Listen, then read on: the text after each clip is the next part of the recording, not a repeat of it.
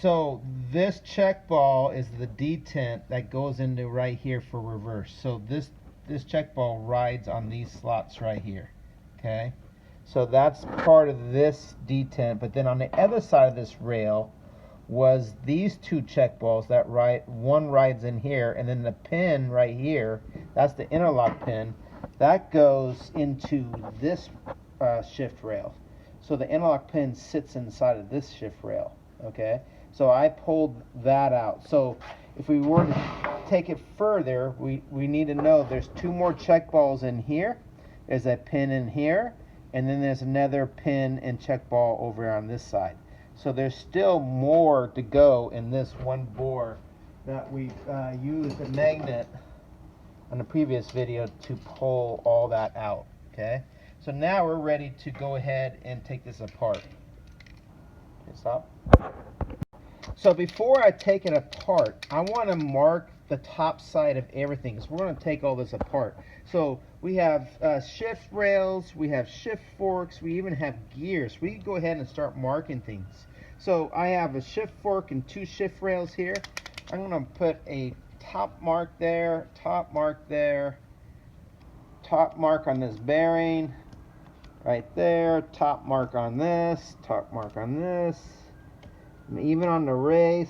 Okay, and the gear right here, just a top mark and top mark on that. Okay, so and as we take it more apart, we're going to continue to mark what is the top side of all these pieces, so you know direction. So now let's go to the next cluster. Again, I'm going to take my top side right here, and I'm just going to go down and I'm going to mark the top side of everything on this. Oh, and I forgot to mark the top side of my gates right here. Okay, so I should mark the top side of these two gates. Looks like it goes right here. So here's the top side of this. Goes with the blue.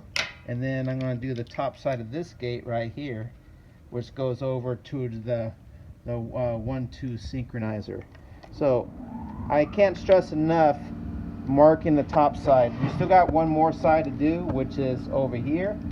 Okay, so we have the reverse gear, so top side in the spindle, and we have a shim, and then we have the gear. Underneath the shim there's actually a bearing in there. I'm going to mark that. I'm going to mark this, and then move the synchronizer assembly down, and I'm going to mark this top side of the synchronizer assembly. Okay, now I will say I did mark this blue initially, so I'm going to change this to white, because I already used blue for, so last video I marked this blue, so we're going to mark this white. I'm going to mark this white here, so, but I already know that these are for the reverse. Okay, so anyways, mark the top side of everything. Good. So we're ready to remove this roll pin, and it's going to be a couple roll pins we remove. I noticed the roll pin is going to hit this other shift rail, so I'm going to go ahead and shift this up into 6th gear right here. I'm going to hold that right there, and then I'm going to start hammering this roll pin out. And so we have it up in the 6th gear, so now I can go ahead and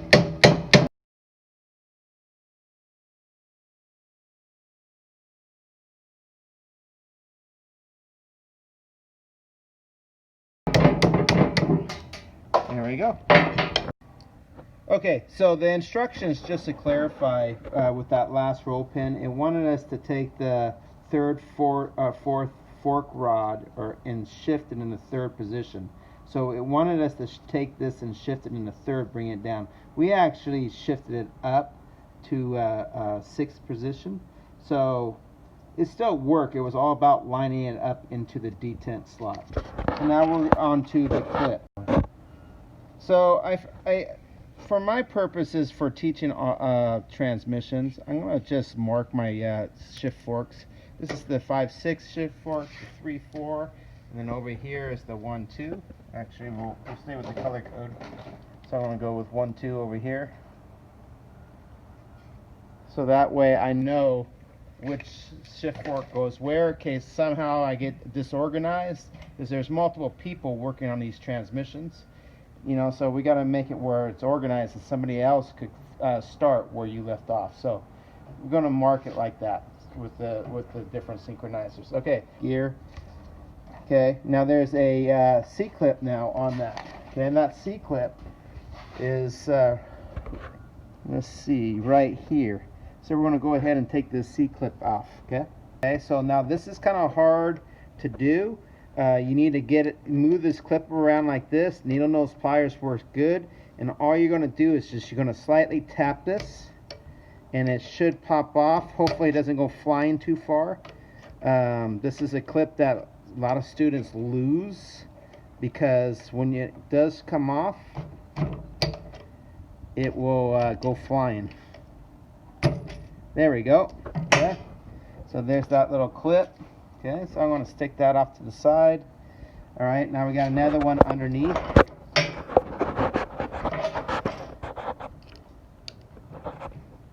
Let's see. Yep, right here. I'm going to spin that clip around like this.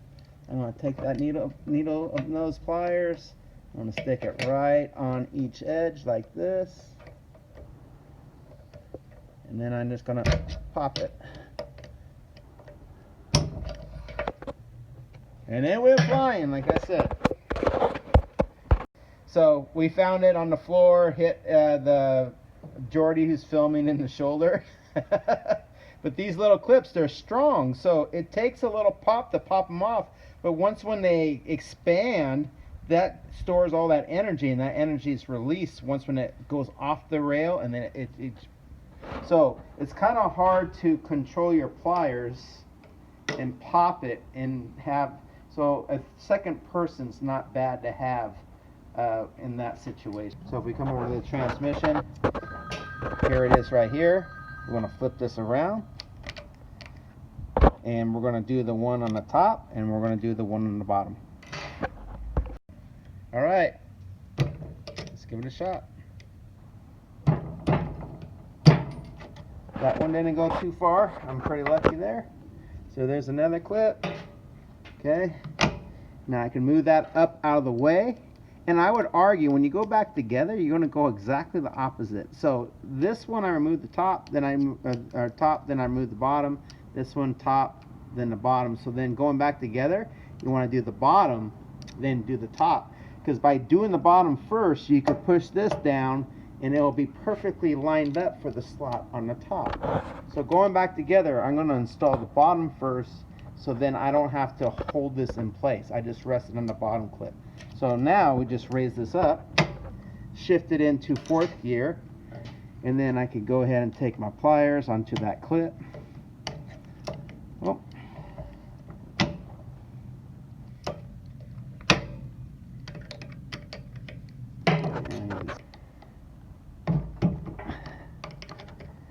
I need to bump it around. Let's see. Too far. Oh, there we go. That freed it up. Okay, so it was kind of jammed. So let's get it lined up. Let's get tip the needle nose. Oh, almost. They're tricky. There we go. And you can see it's starting to come off on the back. So now I can take my needle nose. Kind of did that one perfectly. And then I can go ahead. So 4 of these little, they're calling them the stopper rings. Okay, now we got another roll pin to do. Okay, so notice it's having us do the stopper rings, then the roll pin for the gate right here. Okay, so we're going to do that next with the hammer and the punch. I'm going to take that right here and put that back.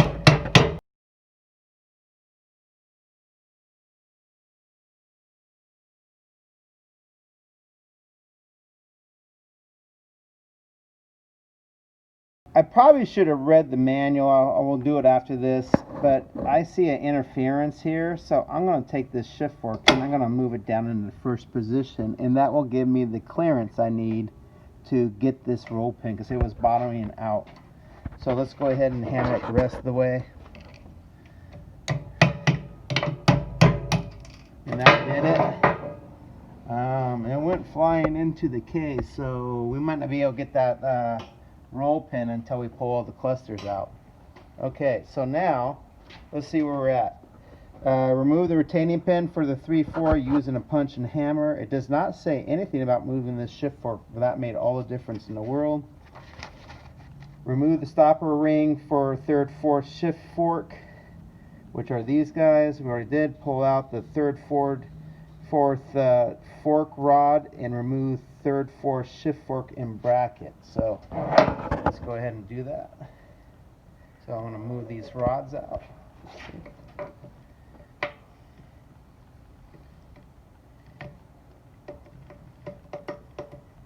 Oh, I can't move these out right now, and the reason why is I have this in gear.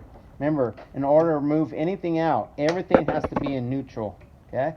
Nothing can be in gear. So I'm going to verify all my synchronizers are in neutral. Once when they're in neutral, I might have to take my needle nose and move this. Okay, you see how I'm moving that pin? So this pin needs to be all the way to the left, so then I can remove this rod. Okay, so let's see. There we go, it's gone. So I'm trying to get this shift fork,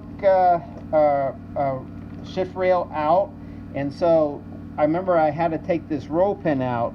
So the roll pin was out and was jamming, and then I took the hammer and I just tapped this down, because remember it's disconnected, and now I can remove this whole shifter assembly out. Okay, and then I'm going to keep this separate, but I want to look at something right now, and there it went. This is the interlock pin that is fighting us, and these go inside the rails right here. So what you're dealing with is this movement of these pins that prevent other rails from moving when you're moving one rail. Okay, so these pins go inside, and then remember they're all marking everything top, and I'm going to put this pin inside the gate because that will make sure I don't lose that. And then we could go ahead and take this one out. Okay, let's see. Everything's real oily, so this should come out because I have the rail on this side out, rail on this side out, but I can't seem to get a good grip. So you need to protect your rail with some kind of rag. There it goes. Okay, you never want to do this with straight draws because that would really damage this rail. Let's see if I get this out. I'm going to grab it down a little lower. Let's see if I get that way.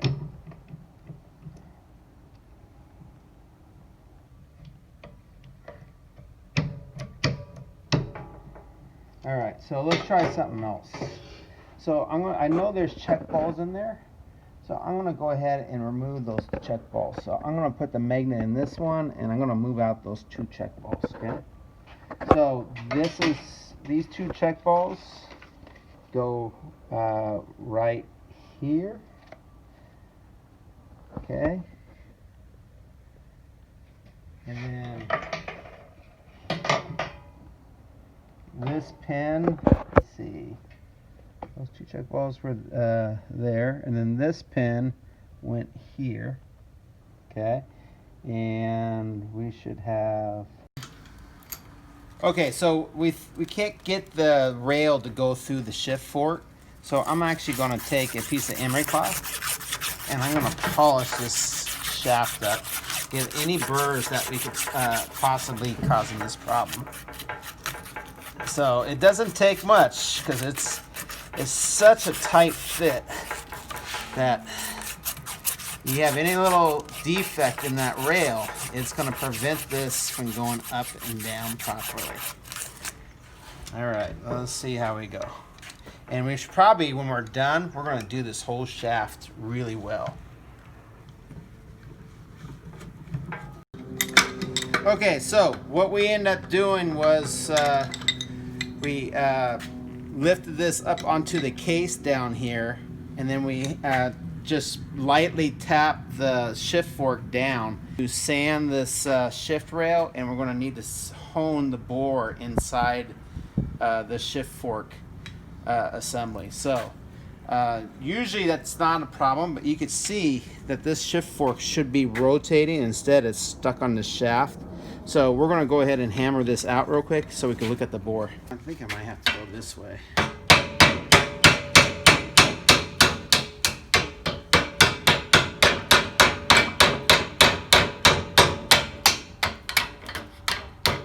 Yep.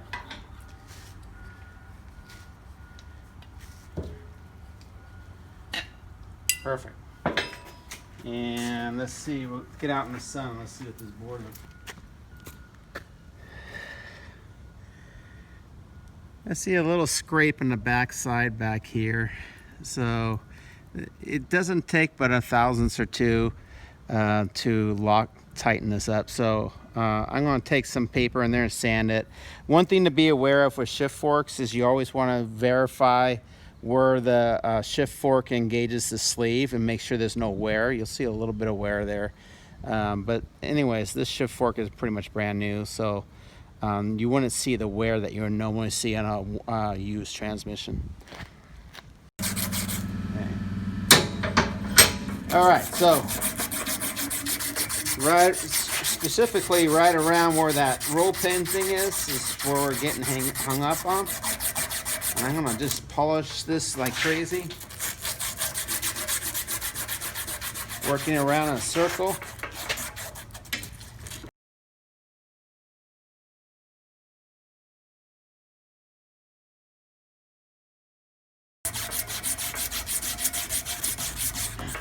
Let's see how it works.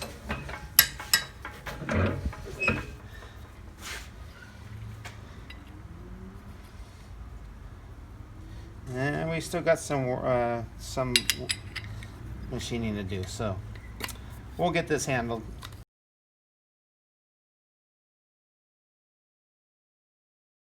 All right, so I want to get around where that burr was with the roll pin here. Okay, and then I'm going to get up where I was grabbing it with the pliers at the top of the shift rail. And I know it's the top because of that blue dot. And then I'm going to go ahead and try it and see if it fits on.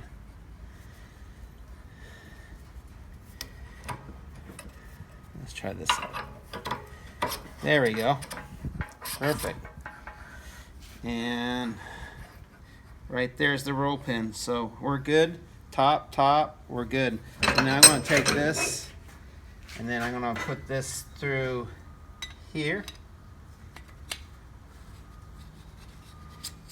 And then we're going to slide this into so this now shift gate.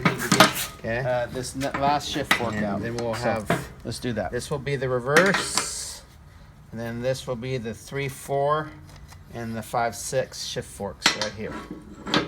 Okay. Okay, so the way this works, here's our rails, okay? All right, so this spring, this pin, this check ball goes on this side of the reverse rail. Then it's gonna be on between here is gonna be these two check balls. Then inside this hole here is the shift interlock pin, okay? Then it's between these two rails is gonna be these two check balls. And then this shift interlock pin will go into this one right here. So that's how it works. Each of these interlock pins are these rails.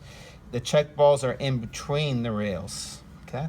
And then the outside bore is gonna be check ball, pin, spring, and plug. So now since I have these three shift rails out and all the check balls out in interlock pins, I could insert a magnet all the way through, and I could grab that pin for that last rail. And I'm gonna bring that all the way out, and I'm gonna stick this right where it goes, which is right over here by this. Okay, I might need to readjust this a little bit so they all fit. But it's just, you know, we're all learning this for the first time, so we need to be more organized than if you did it for the 5th or 6th time. Okay, all right, so now we gotta hit the roll pin out of this, but let's refer to the instructions. So you see that it says to remove the roll pin here, remove the retaining pin from a 1/2 shift fork, use a suitable punch, pull out the 1/2 shift fork rod with bracket, remove the 1/2 shift fork, and remove the retaining pin in the first second bracket using a suitable pin punch and separate the fork in the bracket. So let's go ahead and hit that. We're going to need the hammer. Make sure we have a good punch. Okay, a little bit too big. So you can't forget things if things go flying. And when I was looking at the roll pin for the 1-2, I saw my pin for the 3-4. Perfect. I'm happy. So I'm going to put this over with the 3-4. Now we have all our roll pins accounted for.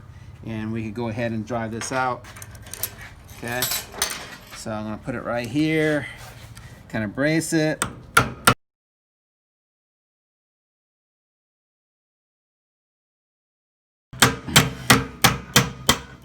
There we go.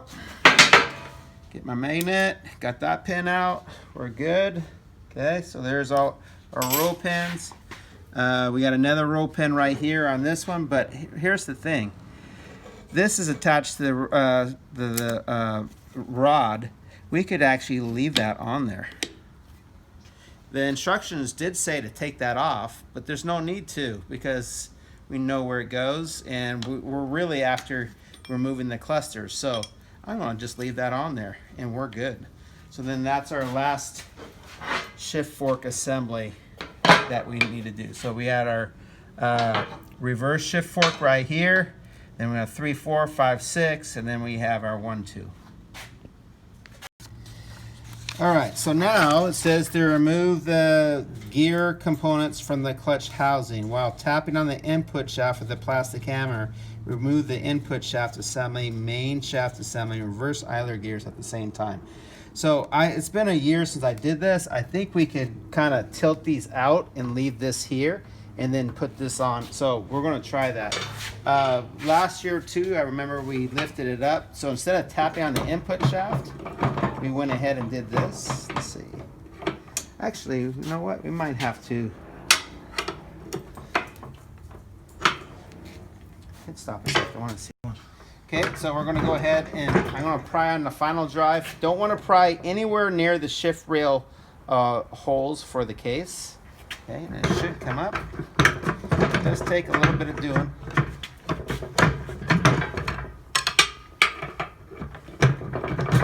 There we go.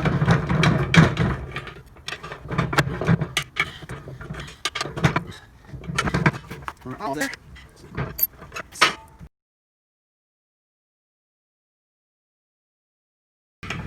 There we go.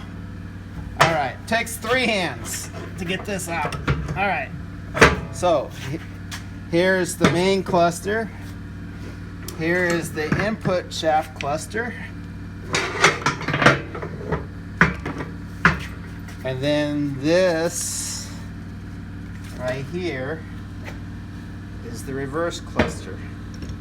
Okay, so I have other instructions. So our other instructions would be how to take apart the input shaft cluster. That would be this instruction.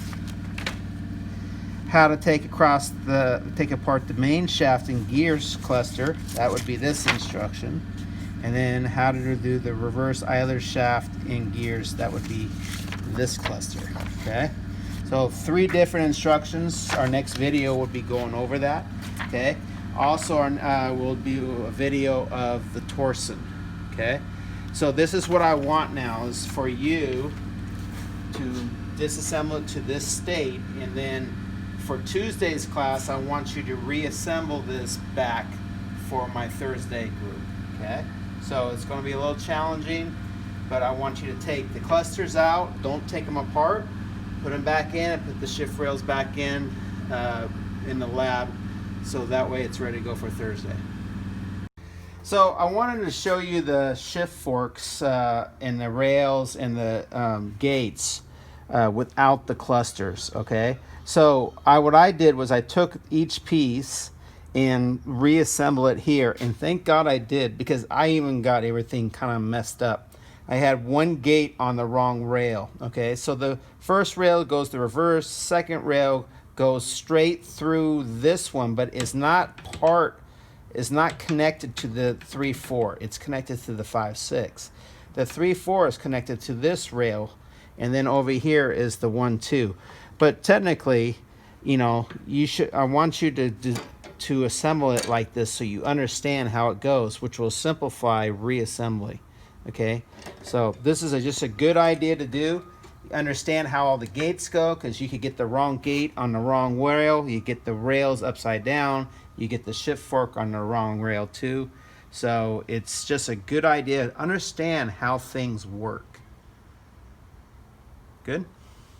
Go ahead and lift this all off and set it aside. See? Got that one. I'm going to lay them down in the order that I pull them out.